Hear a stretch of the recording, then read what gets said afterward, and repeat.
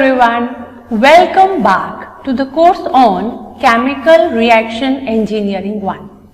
Myself, Nidhi Mehta, Assistant Professor at Chemical Engineering Department, LJ Institute of Engineering and Technology. So let's just start our today's session, which is based on kinetics. So, as you already know that we have started chapter number 1, which is basic concepts of CRE or chemical reaction engineering. Under that chapter, we have covered all the basic concepts such as classification of chemical reactions, factors affecting chemical reaction engineering, or what are various important terminologies associated with chemical reaction engineering. Right? We have also seen the different types of reaction mechanism, whether it is elementary reaction or non-elementary reaction. So now it's time for us to start with core chemical reaction engineering, and that's why we have started with chapter number 2, which is kinetics, or we can also say it as kinetics of chemical reaction engineering. Right? So let's start our first topic, which is introduction. So basically, whenever we are talking about kinetics, so we know that kinetics is directly related to reaction, right? And a vessel in which the reaction takes place are termed as reactors. So before starting kinetics, we must understand what is reactors, right? So reactor is basically an equipment which is used to carry out any kind of reaction. Now, depending on the nature of your reactor or how it is behaving, it can be classified into two different categories, as you can see here. First one is batch reactor and the second one is flow reactor. So what do we mean by the term batch reactor? Right? Batch reactor are basically those reactors in which we feed our reactants and we provide it sufficient time to react with each other and get itself converted into desired product. So it is basically a batch process, right? So those processes which are not continuous process are termed as batch processes or batch processes, and they are carried out in reactor termed as batch reactor. So the second category of our reactors is flow reactor. So what do we mean by the term flow reactor? Flow reactor are basically a continuous reactors. In this, what we do is, from one side of the reactor, continuously reactants are getting inside the reactor, and from the other end of the reactor, we are getting product continuously. So whenever we proceed our reaction in continuous manner, that is, whenever we are getting product continuously from the reactor with respect to time, all such reactors are termed as flow reactors, right? So if you can see here, I have placed example of batch reactor. So this is basically a batch reactor. If you can see here in the picture, you are just feeding all the reactants inside the reactor, providing proper stirring in it and allowing it for sufficient time to reside inside the reactor, so that all the reactant can get converted into desired product, right? So this is how a batch reactor looks. The next is flow reactor. So these are the example of two flow reactor. This one is PFR and this is a CSTR, right? So in both the cases, as you can see here from the picture also, that from one side reactant is coming inside the reactor and from other end product can continuously be withdrawn from the reactor. So this is all about reactor, basically the equipment which is used to carry out reaction or which is used to carry out production of your given product, right? So now the next topic is determination of extent of reaction, right? How we can determine how much reactant has been converted into product at any given time. So for that, we are having some categories or some different variables which we can use to determine that. First one is by following the concentration of given component. We can take concentration of the component as our benchmark and then see or follow the concentration of that particular product at different time interval. We can take sample and determine the concentration at different time interval. Then also we can determine how much conversion has taken place or how much reaction has actually been completed.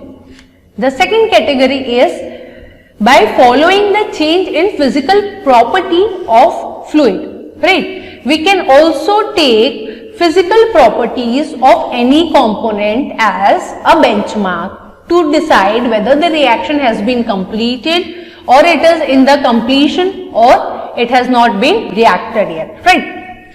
The best example for this is to measure the conductivity of any component when it is doing the reaction. The next example is by following the change in total pressure of a constant volume system. Suppose we are conducting an experiment and the system is a constant volume system.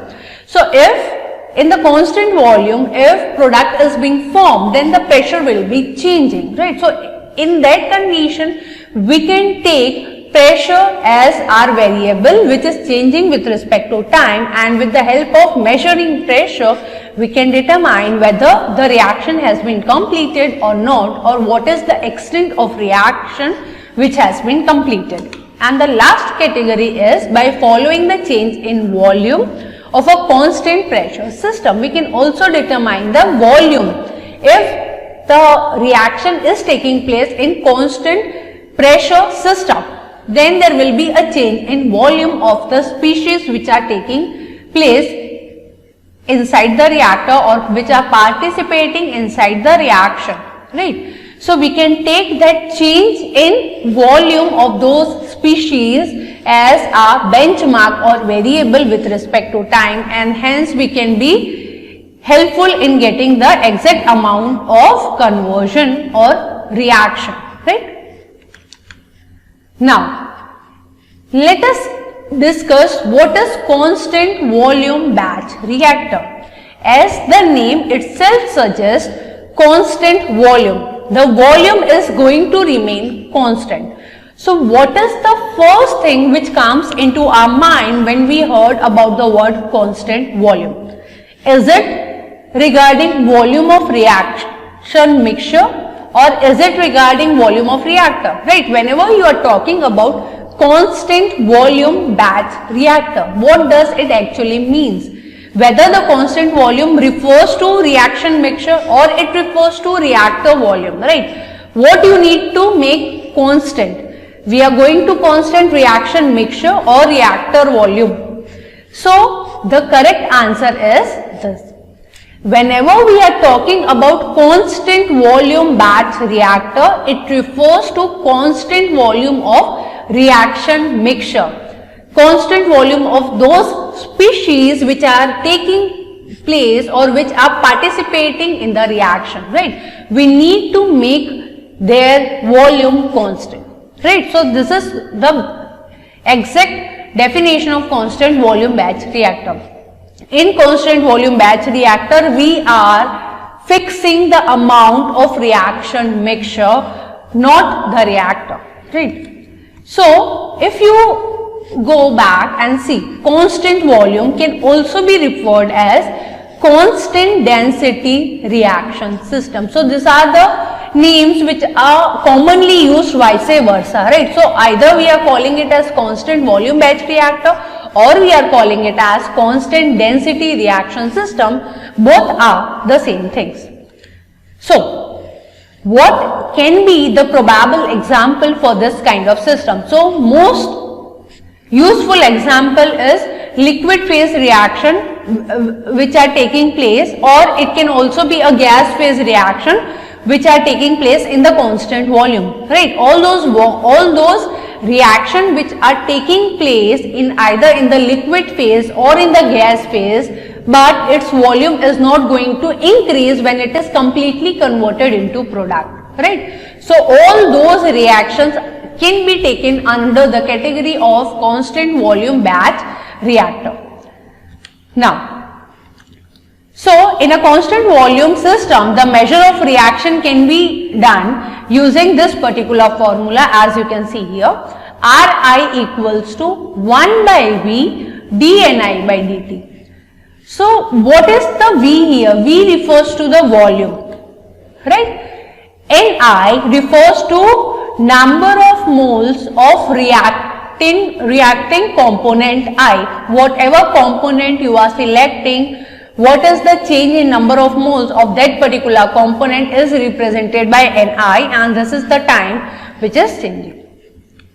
So you can see here it is written 1 by V dNi by dt. As we just now said that this is a constant volume system, so V is our constant. So can we take V here, right? So just taking V in this particular place, so it can be written as Ni by V, or Ni by V is nothing but Ci, which is concentration. Number of moles per unit volume is concentration, right? So the given equation can also be written in the form dCi by dt, right?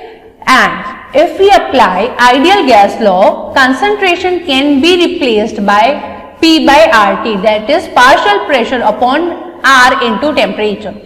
So replacing the same term here, 1 by RT is a constant term, so we can take it out of the derivative portion. So inside derivative portion it can be dPi by dt. Just remember this particular formulas, because all these formulas are going to be very much helpful during derivation portion as well as during our numerical problems, right? So this is about kinetics and today's session. I just hope the topic which we have covered today related to reactors and what is constant volume batch reactor is quite clear to everyone. Thank you.